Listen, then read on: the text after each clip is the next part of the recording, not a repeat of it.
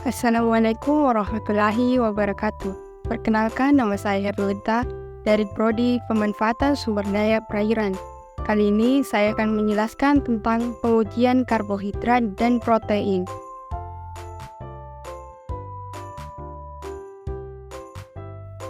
Yang pertama, uji MOLIS, yaitu uji kimia kualitatif untuk mengetahui adanya karbohidrat. Uji ini untuk semua jenis karbohidrat. Monosakarida, disakarida, dan polisakarida akan memberikan hasil positif.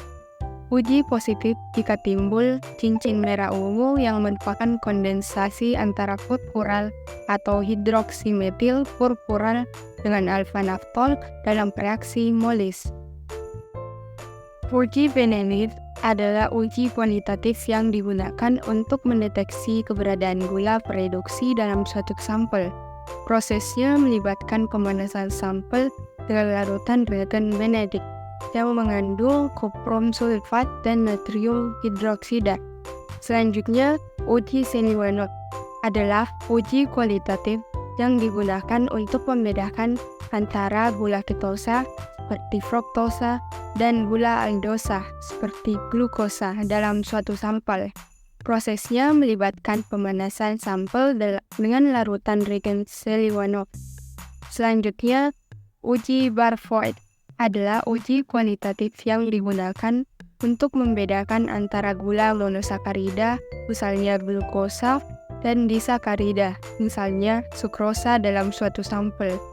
Prosesnya melibatkan pemanasan sampel dengan larutan reagen Barforth yang mengandung tembaga asetat. Selanjutnya, uji Osazon adalah uji kualitatif yang digunakan untuk mengidentifikasi dan membedakan antara beberapa jenis gula, khususnya gula reduksi seperti glukosa dan fruktosa. Prosesnya melibatkan reaksi antara gula tersebut dengan reagen Osazon, biasanya vinylhydrazine dalam suasana asam. Selanjutnya, uji Tollens, juga dikenal sebagai uji perak mirror, digunakan untuk mengidentifikasi keberadaan gula reduksi dalam suatu sampel. Prosesnya melibatkan reaksi gula reduksi dengan larutan Tollens yang mengandung ion perak. Selanjutnya, uji hidrolisis sukrosa melibatkan reaksi enzimatis atau kimiawi untuk memecah sukrosa menjadi komponen penyusunnya, yaitu glukosa dan fruktosa. Enzim yang sering digunakan untuk hidrolisis sukrosa adalah sukrase. Selanjutnya, uji Bial adalah metode statistik yang digunakan untuk menguji hipotesis apakah ada perbedaan signifikan antara dua atau lebih kelompok. Selanjutnya, uji Yodium atau uji Lubbold digunakan untuk mendeteksi keberadaan amino atau pati dalam suatu sampel. Prosesnya melibatkan penambahan larutan iodin atau larutan gol ke sampel. Selanjutnya, uji hidrolisis pati melibatkan pemanasan atau perlakuan enzimatis terhadap pati untuk memecahnya menjadi molekul-molekul gula yang lebih sederhana seperti maltosa atau glukosa. Sebagai contoh, enzim amilase sering digunakan dalam proses ini. Uji kualitatif selanjutnya adalah uji asam pusat, dilakukan untuk membedakan antara glukosa dan galaktosa, yaitu senyawa organik yang memiliki kelompok fungsi asam karboksila dan gugus metil yang terikat pada atom karbon atau karbon yang berhubungan dengan gugus COOH. Yang pertama, metode antron. Prinsip dasar dari metode ini adalah senyawa antron akan bereaksi secara spesifik dengan karbohidrat dalam asam sulfat pekat menghasilkan warna biru kehijauan yang khas. Senyawa antron merupakan hasil reduksi antraquinon. Yang kedua, analisis total gula atau metode Fenoy. Metode ini digunakan untuk menetapkan total gula semua bahan pangan. Prinsipnya, gula sederhana, oligosakarida, polisakarida, dan turunannya dapat bereaksi dengan fenol dalam asam sulfat pekat menghasilkan warna orange kekuningan yang stabil. Yang ketiga, metode Lane-Anon. Gula reduksi dalam bahan pangan dapat ditentukan konsentrasinya berdasarkan pada kemampuannya untuk mereduksi bereaksi lain. Analisis gula prereduksi dengan metode ini dilakukan secara volumetri dengan titrasi atau titrimetri. Metode ini digunakan untuk penentuan gula prereduksi dalam bahan padat atau cair seperti laktosa, glukosa, fruktosa, dan maltosa. Selanjutnya, analisis gula reduksi atau Neilson-Somogyi. Metode ini digunakan untuk mengetahui kadar gula prereduksi dalam sampel.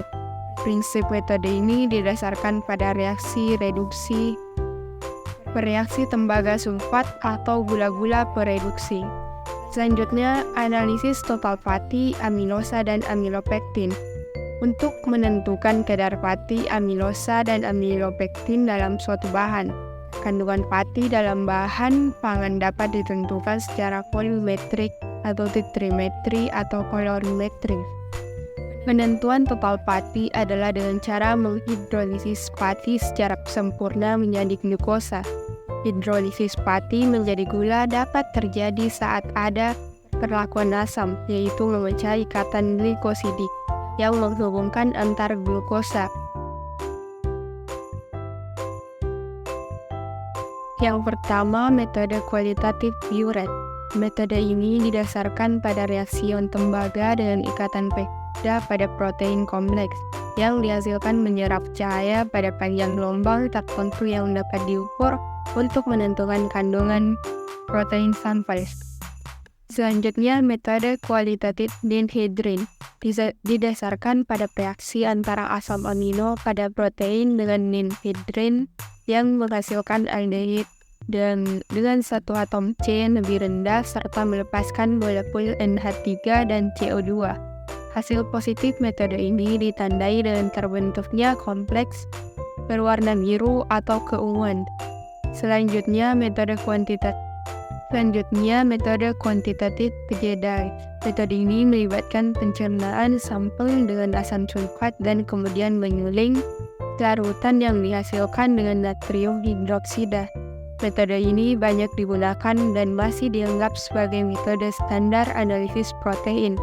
Hal ini dapat diterapkan pada semua jenis makanan, serta relatif murah dan akurat untuk protein kasar. Yang kedua, Bradford. Prinsipnya, banyaknya zat warna yang terikat pada protein sebanding dengan konsentrasi protein yang dapat diukur dan menggunakan spektrofotometer menyebabkan pergeseran spektrum penyerapan pewarna. Yang ketiga, dye binding. Prinsip dasarnya didasarkan pada reaksi antara protein dengan zat warna tertentu seperti WCG atau CBB, menghasilkan warna kompleks yang dapat diukur dengan spektrofotometer. Selanjutnya, titrasi formol. Prinsipnya didasarkan pada pengukuran jumlah nitrogen dalam sampel protein dengan cara menghidrolisis protein dalam sampel menggunakan asam formulat, mengubah nitrogen dalam protein menjadi asam amino dan amonia. Sekian materi yang dapat saya sampaikan. Assalamualaikum warahmatullahi wabarakatuh.